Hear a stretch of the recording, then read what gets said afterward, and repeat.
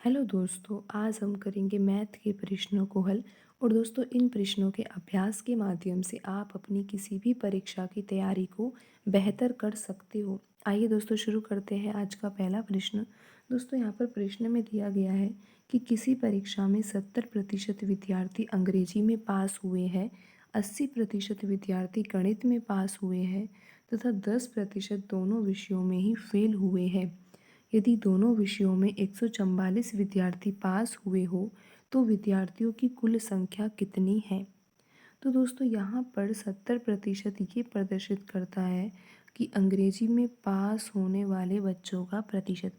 दोस्तों, आपको कुल विद्यार्थी 100% मानने हैं और 100% में से 70% बच्चे जो है वो इंग्लिश में पास हुए हैं।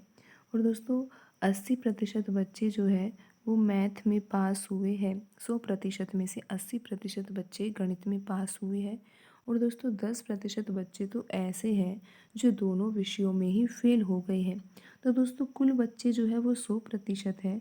और 100% में से जब हम 10% घटाते हैं तो दोस्तों यहाँ पर 90 प्राप्त होता है हमें, 90%।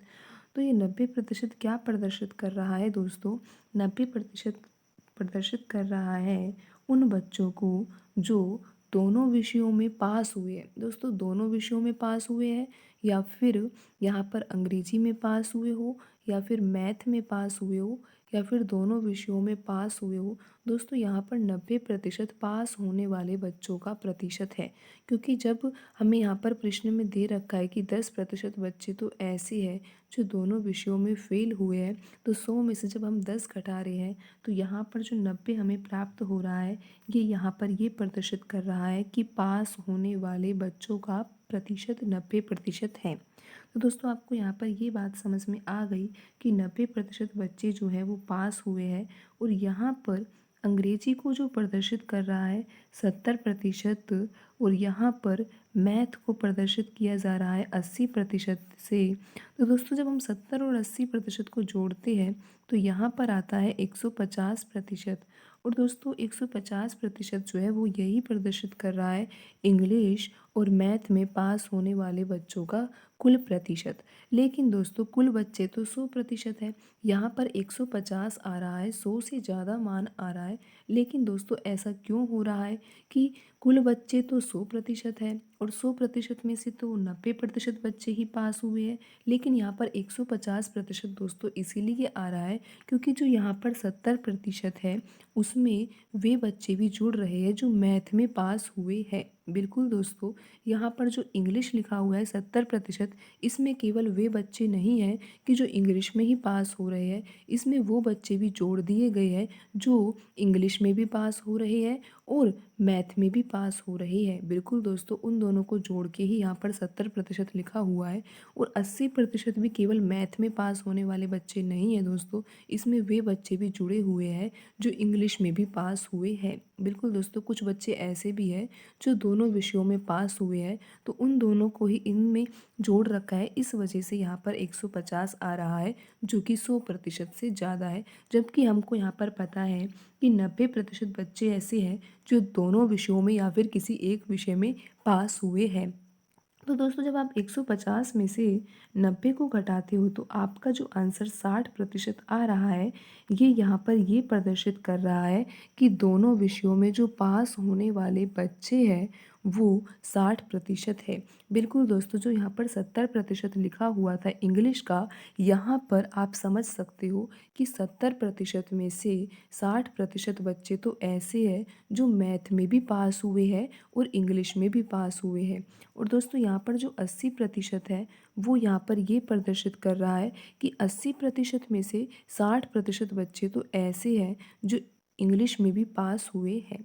बिल्कुल दोस्तों, अब आप यहाँ से ये समझ गए होंगे कि 90% बच्चे तो कुल पास होने वाले बच्चे हैं, कुल प्रतिशत है पास होने वाले बच्चों का। और दोस्तों, यहाँ पर जो हमारा 60% आंसर आया है वो ये प्रदर्शित करता है इंग्लिश में पास होने वाले बच्चे, और इसके साथ ही यहाँ पर मैथ में भी पास होने वाले बच्चे। 60% यहाँ पर ये प्रदर्शित कर रहा है इंग्लिश और मैथ दोनों में पास होने वाले बच्चों का प्रतिशत। तो दोस्तों आप इतना तो समझ ही गए होंगे किस तरह से 90% आया है और किस तरह से 60% आया है। दोस्तों आप इस प्रश्न को वेन डायग्राम से कैसे समझ सकते हो? दोस्तों आप अपनी और भी अच्छी समझ विकसित करने के लिए इसको वेन डायग्राम से भी समझ सकते हो। दोस्तों वेन डायग्राम से सवाल हल करने के लिए हमें यहाँ पर व्रत बनाने होते हैं। दोस्तों यहाँ पर इंग्लिश का व्रत हमने ये बना दिया है और दोस्तों यहाँ पर जो दूसरा सब्जेक्ट गणित है उसका भी हमने एक व्रत बना दिया है। और दोस्तों इन दोनों व्रतों में कुछ कॉमन भाग आपको यहाँ पर दिखाई दे रहा होगा। ये कॉमन भाग दोस्तों यहाँ पर ये बताता है दोनों विषयों में पास होने वाले बच्चों का प्रतिशत। दोस्तों यहाँ पर जो कॉमन भाग है आपको उसमें लिखना होगा 60%, क्योंकि आपको पता है कि 60% बच्चे तो दोनों विषयों में पास हुए हैं और यही दोस्तों कॉमन भाग है दोनों विषयों का, तो यहाँ पर हम 60% लिख देंगे। दोस्तों अब जो अंग्रेज़ी है उसका 70% है, तो आप यहाँ पर अंग्रेज़ी में 70% पूरा करने के लिए आपको यहाँ पर 10 लिखना होगा। दोस्तों जब आप यहाँ पर 10% लिखते हो तो अब आप देख सकते हो कि जो इंग्लिश है उसका पूरा 70% हो चुका है। 60 और 10 मिलकर 70% हो जाएंगे। और दोस्तों गणित में भी आपको 80% करना है, तो आपको यहाँ पर 60 के साथ यहाँ पर 20 भी लिखना होगा। जब आप यहाँ पर 20 लिख देते हो तो ये जो व्रत है ये पूरा व्रत 80% को प्रदर्शित करेगा। तो दोस्तों अब आप यहाँ पर देख सकते हो कि जो 10% लिखा हुआ है जो आपने यहाँ पर इंग्लिश में लिखा है, ये यहाँ पर ये प्रदर्शित कर रहा है कि केवल इंग्लिश में पास होने वाले बच्चे जो है वो 10% है।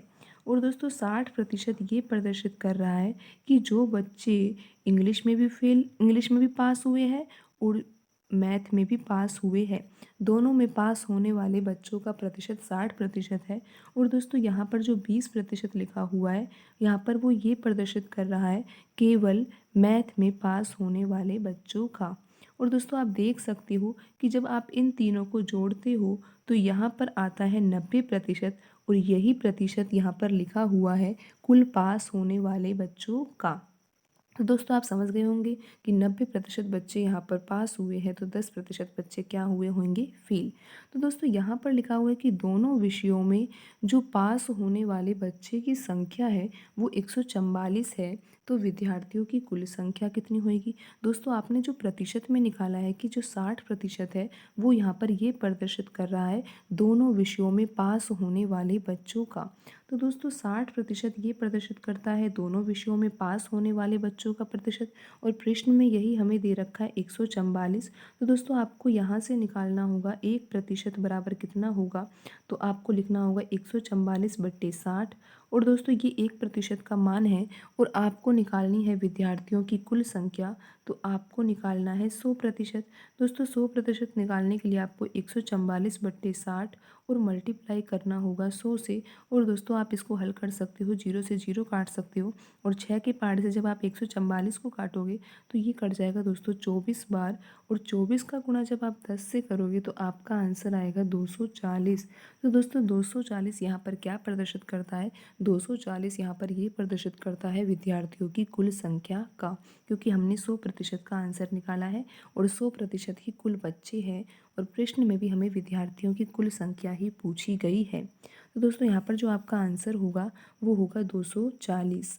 दोस्तों आज की वीडियो में इतना ही, मिलते हैं अगली वीडियो में। धन्यवाद दोस्तों।